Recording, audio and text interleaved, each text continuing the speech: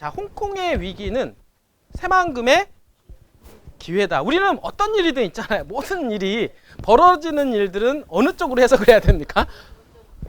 우리는 새만금에 집중이 되잖아요. 이 부분들이. 그리고 제가 새만금을 억지로 해석하려고 하는 게 아니라 모든 일들이 어떻습니까? 새만금에 집중이 돼가고 있다라고 하는 것을 여러분들이 이런 홍콩의 이런 어떤 위기를 통해서 우리는 새만금의 기회를 한번 찾아볼 수가 있다라고 하는 거죠. 자, 홍콩의 역사를 한번 봅시다. 홍콩의 정식 명칭은 뭐냐면 중화인민공화국 홍콩특별행정구 이렇게 되는 것입니다. 알겠죠? 분들이. 자, 지금 보면은 이게 여기 보면은 난징 조약이라고 있어요. 난징 조약을 통해서 영국의 식민지가 됐죠. 1842년 영국과 청나라 사이에서 난징 조약이 이루어졌는데 그 난징 조약을 통해서 어떻습니까? 그리고 이후에 베이징 조약을 통해서 홍콩의 경계가 오늘날의 홍콩의 경계로 최종적으로 형성이 되어지게 된 겁니다. 그러니까 한마디로 말해서 1942년도에 어떻습니까? 이 홍콩이라고 하는 도시는 영국령이 된 거예요. 이분들이. 그게 어디? 난징 조약을 통해서 홍콩이 영국으로 이제 넘어가게 된 사회를 볼 수가 있다라고 하는 거죠. 그러나 여기 지금 보면 그렇게 하면서 어떻게 되냐? 넘어왔죠? 넘어오면서 어떤 일이 벌어졌냐면 1984년 12월 19일 영국과 중국은 홍콩 반환 협정을 이루게 됩니다. 한마디로 말해서 다시 홍콩을 갖다가 원래 중국 소속이었으니까 다시 돌려주겠다. 라고 하였던 게 홍콩 반환 협정인데 그로 인해서 1997년 7월 1일 날 즉 155년의 식민지 역사를 청산하고 어디로 넘어갑니까? 중국으로 다시 넘어가게 된 거예요. 중국으로 넘어가게 되면서 세계 최초의 1국가 한 나라이면서 두 개의 체제가 이루어지게 됩니다. 그럼 결국에는 어떻게 되느냐? 민주주의와 뭐예요? 사회주의, 그죠? 공산주의로 이루어지게 되는 거죠.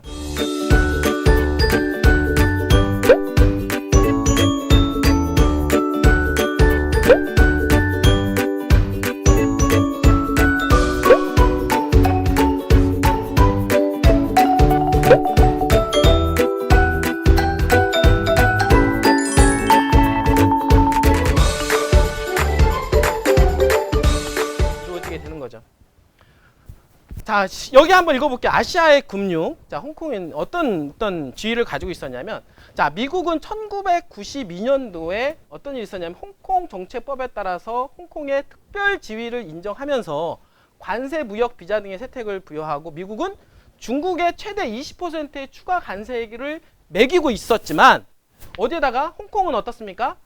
예외가 된 거예요. 예외가. 그러니까 자금이 어떻습니까? 중국 속에 있는 홍콩이잖아요. 그러니까 중국에다가 투자를 하고 싶을 때 홍콩에 보니까 다 면제 아니에요. 관세도 면제고 어떻습니까? 비자금이나 금융거래가 자유롭잖아요. 그러니까 중국에 갈 수 있는 자금들이 어디를 통해서 가게 되냐? 홍콩을 통해서 경유해서 중국으로 들어가게 된 거예요. 그러니까 당연히 이 중국이라고 하는 이 거대 경제 국가에서 당연히 이 홍콩이 더욱더 집중이 돼서 개발될 수밖에 없었던 거죠. 이 부분들이. 이해가 됩니까? 이를 기반으로 홍콩은 자, 세계 100대 은행 중에서 70여 곳이 자리한 아시아 금융 허브로 성장을 하게 된다. 자, 대단하지 않습니까? 100대 은행 중에서 70개 은행이 어디로 가요? 홍콩에 자리매김을 하게 된 거예요. 그래서 중국에 베팅하려는 글로벌 금융업계와 투자 자본이 홍콩에 몰리면서 외국인 직접 투자액의 65%가 홍콩을 통해서 이루어지게 되었다. 이분들이. 그러니까 중국이 이만한 나라인데 그 중에서 홍콩이 요만하잖아요. 이분들이. 그러니까 이 중국의 큰 경제를 돌리기 위해서 어디를 통해서 자금이 홍콩을 경유해서 중국으로 뻗어나가게 된 거예요. 이 부분들이. 그러니까 당연히 여기가 지금 허브 역할을 하게 된 거잖아요. 당연히. 그러니까 여기가 엄청나게 발전할 수밖에 없었던 거죠. 이유로. 그러니까 여러분들 이해를 하시면 될 것 같고 2010년부터 2018년도까지 중국 기업들의 해외 기업 공개가 75%가 홍콩에서 진행이 됐다. 자, 그 이후에 중국은 계속해서 발전하고 성장을 하죠. 그러니까 중국에 있는 많은 기업들이 있을 거 아닙니까? 중국에 있는 기업들이 있는데 기업 공개를 한다. 이걸 IPO라고 얘기하는데 기업 공개를 한다라고 하는 건 증권거래소에다 상장을 시킨다는 뜻이에요. 알겠어요? 그래서 중국에 보면은 상하이가 있죠. 상하이 지수가 있는데 거기다가 중국에다가 기업을 공개를 하는 것보다 어디에다가 기업 공개를 많이 했다고요? 홍콩에다. 왜? 홍콩도 중국이란 나라니까. 홍콩 증시에다가 어떻습니까? 기업을 공개를 하게 된 거예요. 이렇게 해서 기업 공개가 중국의 많은 기업들이 홍콩에 그러니까 75%, 그러니까 중국에 있는 기업들 중에서 75%가 어디다가 기업 공개를 하냐면 홍콩에다가 기업 공개를 했기 때문에 홍콩에서 어떻습니까? 주식 거래가 이루어지잖아요. 여기서 그러면은 자금이 어디로 왔다 갔다 합니까? 홍콩으로 들락날락 하는 거 아니에요. 왜냐 주식을 사고 팔아야 되니까. 그래서 당연히 이쪽에 금융의 허브가 된 거예요. 이 부분들이. 왜냐하면 여기에 중국의 경제가 어마어마하잖아요. 근데 그 기업들의 75%가 어디에 자리매김했다? 여기 75%가 홍콩에다가 어떻습니까? 그 기업 공개를 했기 때문에 기업계들은 이 홍콩으로 자금들이 유입하고 빠져나가고 들락날락하고 이런 부분 때문에 중국의 금융 허브 역할을 하게 되었다라고 말씀을 드리는 겁니다. 이분들이. 맞죠? 그죠? 더 나아가서는 지금 보시면 알겠지만은 지금 AIA, 옛날에 AIG였는데 AIG라고 하는 전 세계 보험 중에서 가장 강력한 그 보험회사가 있는데 그 보험회사뿐만 아니라 많은 기업들이 어떻습니까? 이제 다국적 기업들이 이제 홍콩으로 입주하게 되는 일이 벌어지면서 오늘날의 홍콩을 만들게 되었다라고 말씀을 드릴 수가 있겠고요. 또 이어서는 어떻습니까? 아시아의 물류 허브. 아시아의 물류 허브. 자, 볼게요.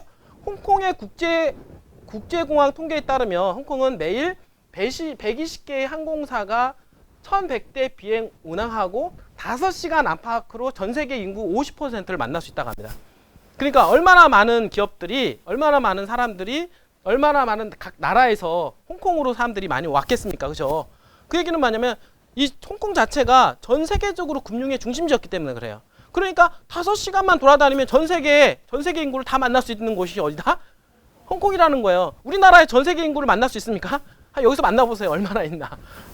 서울에서 만나보세요. 여러분들이. 근데 홍콩은 가능했다는 거예요. 길거리만 부딪히면 전 세계 인구가 홍콩에 다 있기 때문에 이분들이 5시간만 돌아다니면은 다 만날 수가 있다라고 하는 거죠. 그래서 홍콩은 법률, 금융, 보험 등 비즈니스 인프라가 잘 구축되어 있어 외국인 투자자들이 홍콩에 법인 또는 지사를 설립하게 되었다라고 하는 얘기고요. 그 밑에 쭉 뭐 얘기도 나오고요. 세계 물류상을 보면은 2018년도 홍콩은 어떻습니까? 여기 전 세계 은행에서 발표한 자료에 의하면 홍콩은 92점으로 일본, 싱가포르 이어서 아시아 3위를 차지하게 됐다 등 항만도 마찬가지고요.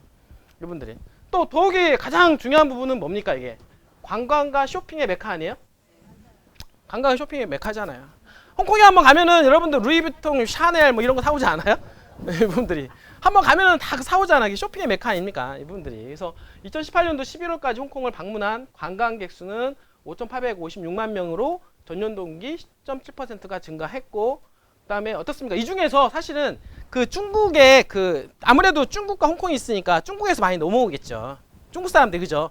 중국 사람들이 많이 오는데 중국 관광객이 한 78.4% 정도 해당이 되고 나머지 대만, 그다음에 한국 사람들 그리고 주변에 있는 동남아 국가에 있는 사람들이 많이 홍콩으로 관광과 여행을 다니게 되면서 그 홍콩은 바로 이렇게 관광의 도시, 쇼핑의 도시가 되었다라고 말씀을 드릴 수가 있는 거죠. 그러니까 관광, 쇼핑, 그다음에 금융 허브 맞죠?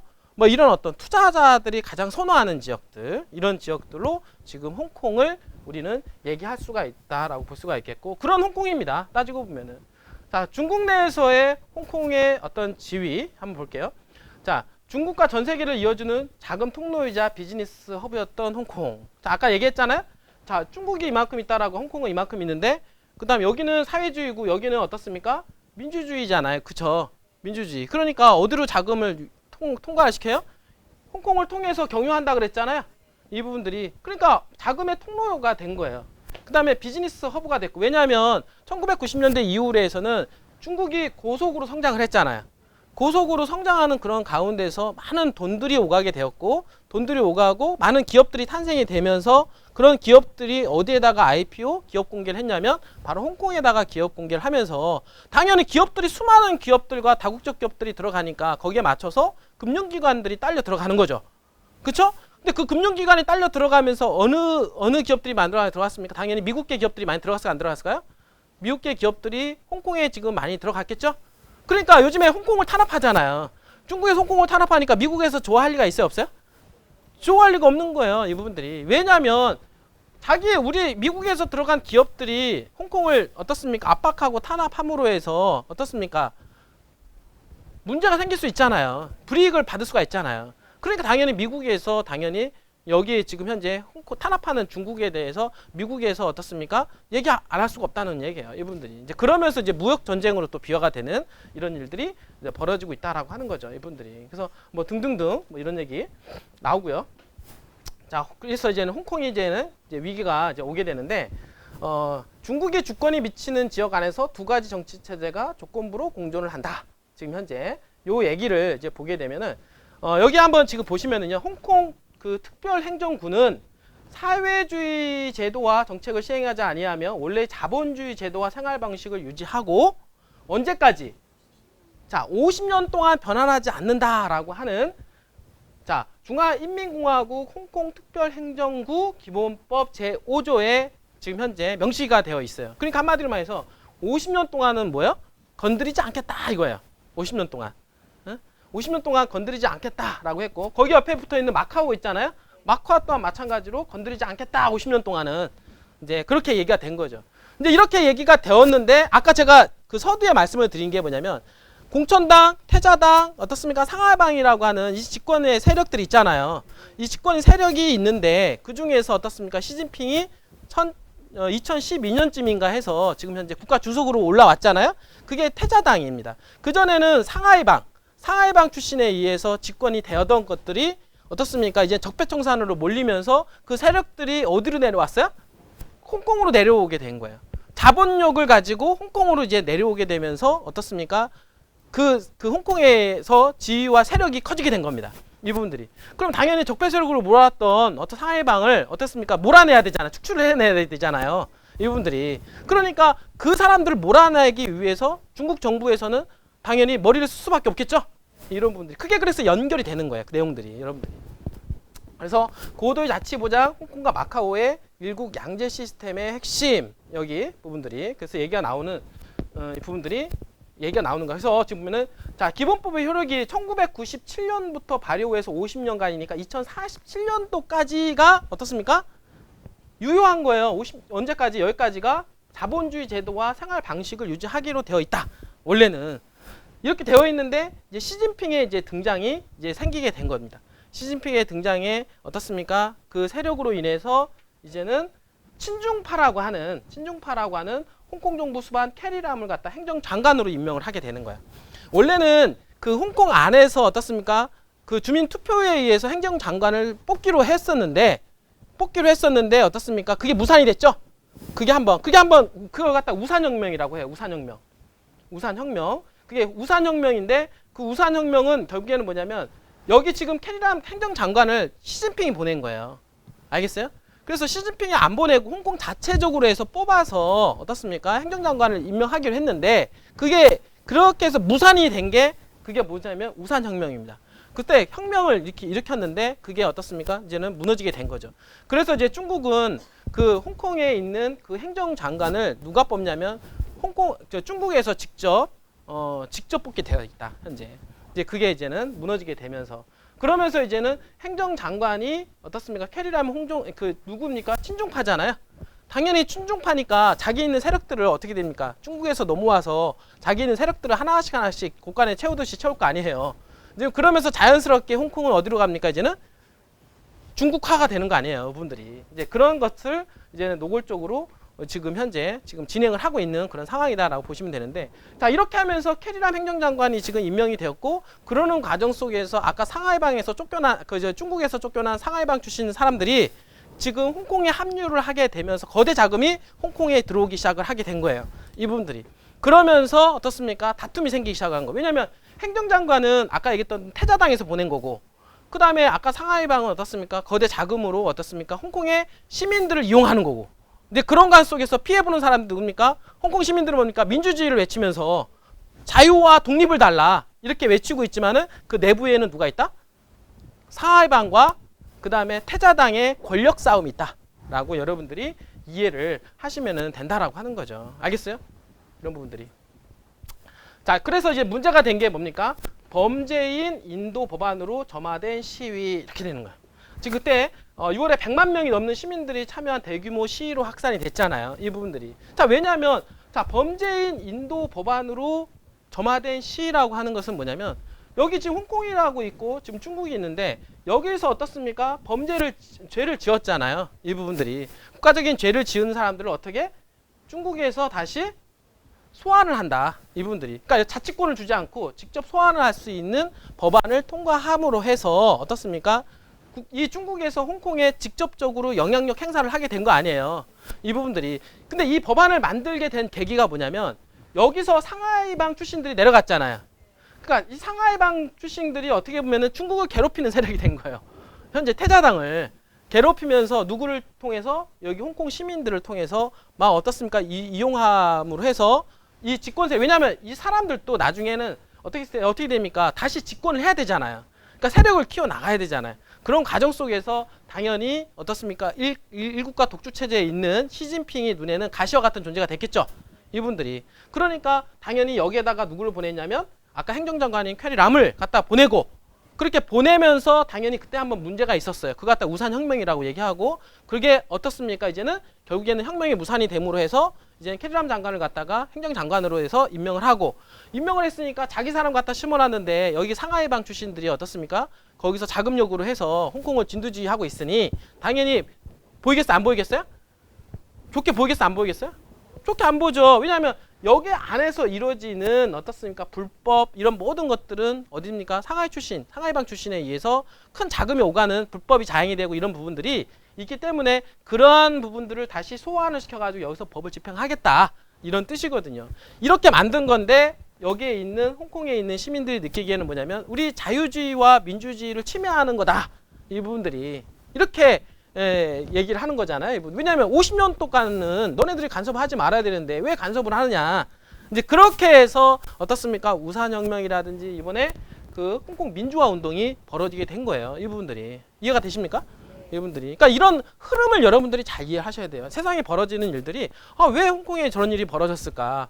여러분들 그냥 단순하게 보면은 중국이 홍콩을 자꾸 내정 간섭을 하니까 그 민주주의 혁명으로 해서 벌어진 일이구나. 이렇게 우리는 대부분 생각할 수가 있잖아요. 근데 조금 안에 뜯어놓고 보면은 어떤 일이냐면 정치권의 어떤 권력 다툼이 그 안에는 숨겨져 있다라고 하는 것들을 여러분들이 이해할 수 있는 눈이 좀 생겨야 된다라고 하는 거죠. 여러분들이. 알겠죠? 여러분들이. 그래서 이번에는 또 뭡니까? 국가보안법까지 통과가 됐네요. 이 부분들이. 범죄인 인도뿐만 아니라 최종적으로 어떻습니까? 이번에 2020년 5월 20일 날 국가보안법이 통과가 된 거예요. 국가보안법. 자, 국가보안법은 뭐냐면 여러분들 아까 뭐 범죄인 소환 정도를 떠나서 어떻습니까? 지도부의 홍콩 장악 의지가 담겨 있다는 여기 보면은 국가를 정복하고 국가 정권을 정복하고 테러리즘을 조장할 수 있는 그런 결성할 수 있는 사람들 있잖아요. 예를 들어서 아까 그 상하이방 출신들이 내려갔잖아요. 근데 그 사람들은 뭘 생각을 합니까? 국가를 정복하기 위해서 또는 어떻습니까? 자기네들이 그 세력을 좀 더 확장을 시키기 위해서 더욱더 노력할 거 아니에요. 분들이. 그러니까 그 세력들을 축출하기 위한 어떻습니까? 그 아까 범죄인 인도 그 법안을 더욱더 넘어서는 국가보안법을 이번에 통과를 시키게 된 겁니다. 이해가 되나요? 결국에는 이 안에는 뭐가 숨겨져 있냐면 뭐가 숨겨져 있어요? 정치적인 권력 다툼이 있다라고 하는 거예요. 그러니까 우리나라도 마찬가지로 지금 어떻습니까? 더불어민주당이 집권하면서 적폐 세력을 몰고 있잖아요. 그런 가운데 대통령이 되고 나면 그 밑에 있는 세력들은 다 무너지지 않습니까? 이분들이. 왜냐면 근데 중국 같은 경우는 아까 뭐라고 했냐면 자, 우리나라는 행정부, 입법부, 사법부가 분리가 돼서 어떻습니까?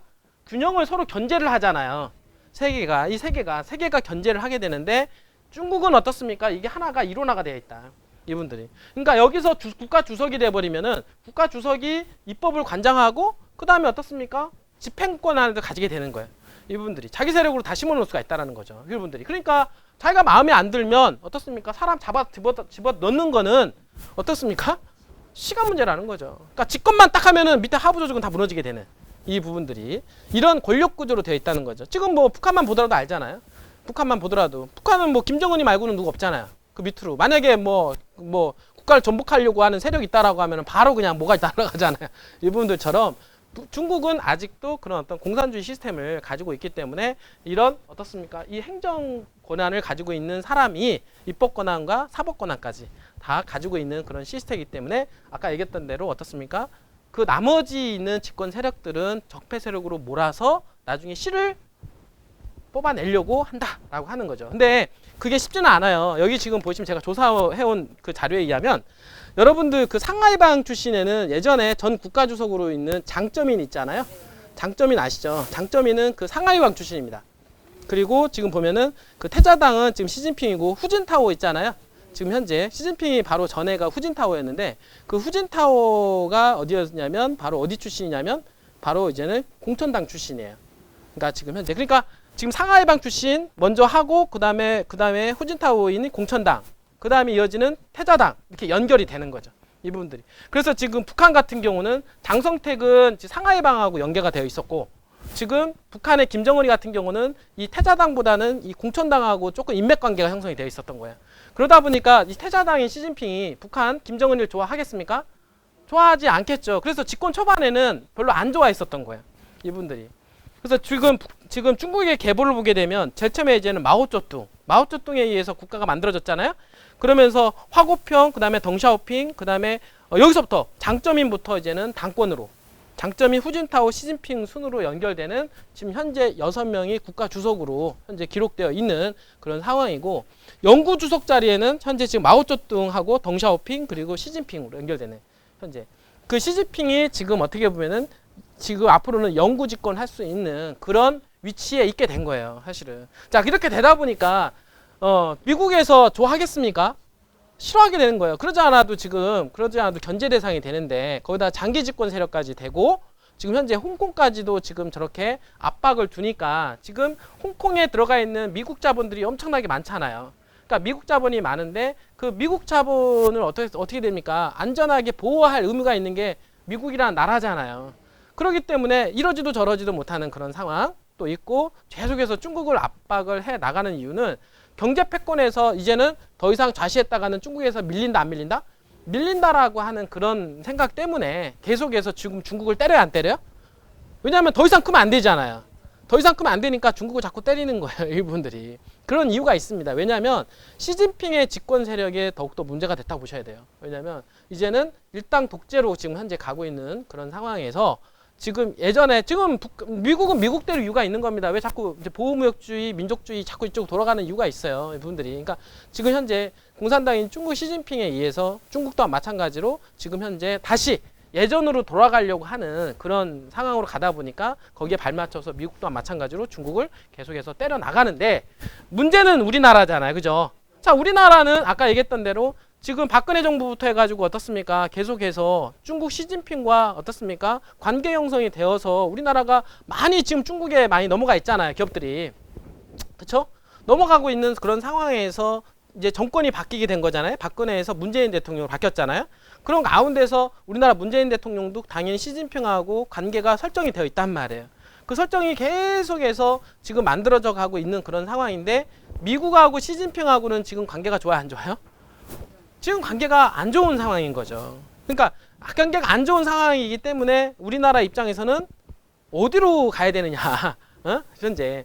여기도 그렇다고 해서 어떻습니까? 지금 현재 미국을 버릴 수도 없고 그렇다고 중국을 어떻게 해야 돼요? 버릴 수도 없는 그런 상황 아니에요? 그래서 지금 보면은 지금 북한이 지금 날뛰고 있잖아요. 왜 날뛰느냐, 지금 미국과 지금 현재 북한과의 어떤 그런 관계 속에서 계속해서 뭐 하노이 담판도 안 되고 다 결렬됐잖아요. 핵 담판도 다 무너지고 그리고 계속해서 경제 제재는 지금 받고 있잖아요. 그리고 우리나라에서 미국을 통하지 않고서는 뭐 해결해 줄 수 있는 방법이 없잖아요. 이 부분들이. 그래서 뭐 하노이 가가지고 또는 북한에 가가지고 이제 앞으로 잘해보자 이렇게 했지만 우리가 뭐 쌀 하나 줄 수 없는 그런 상황 아닙니까? 그러니까 지금 북한에서는 어떻습니까? 좋아요, 안 좋아요? 맨날 얻어먹었잖아요. 솔직히 말해서 얻어먹다가 지금 얻어먹는 게 있어요, 없어요? 얻어먹는 게 없으니까 열이 받는 거예요. 지금 분들이. 네가 외세 세력 미국에 의해서 네가 문재인 네가 말이야 와가지고 네가 우리한테 한 말이 뭐냐, 이분들이 우리나라에다가 뭐도 깔아주고 뭐도 해주고 막 이런 얘기 했을 거 아니에요. 근데 하나도 이루어지고 있지 않으니까 지금 어떻습니까? 김여정을 앞세워가지고 어떻게 돼요? 지금 현재 니는 이딴 식으로 하면은 가만 안 둬. 지금 현재 지금 이러고 있는 상황도 있고요. 또 하나는 뭐냐면 앞으로 어차피 북한에서는 지금 트럼프 대통령이 있는 동안은 협상이 어려울 것으로 예상이 되고 있단 말이에요. 그러고 있기 때문에 지금 올해 지금 미국 대선이 있잖아요.